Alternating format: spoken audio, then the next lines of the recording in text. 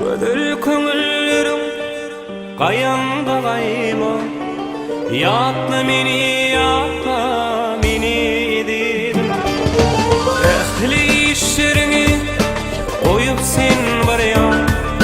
Yatla meni dedim Ehli işlerini Koyup sen baryan Yatla meni dedim Jadli.com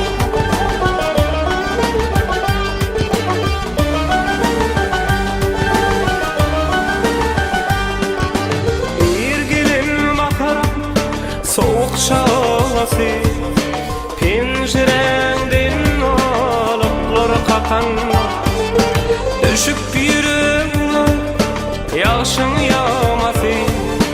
Yatla meni dedim Düşüp yürüğüne Yaşın yağması Yatla meni dedim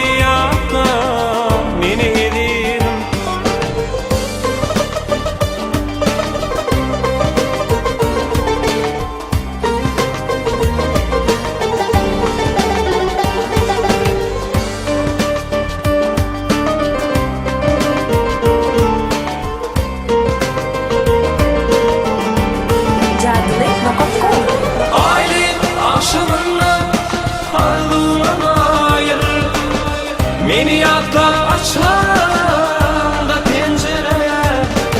Ya da hak yalanda aşkındayım Yatla meni dedim Ya da hak yalanda aşkındayım Yatla meni dedim Gödül köngüllerim Qayanda qayma Yatla meni dedim Ehli işlerini Koyup sen baryan Yatla meni dedim Ehli işlerini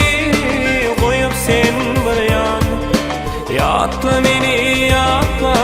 dedim Yatla meni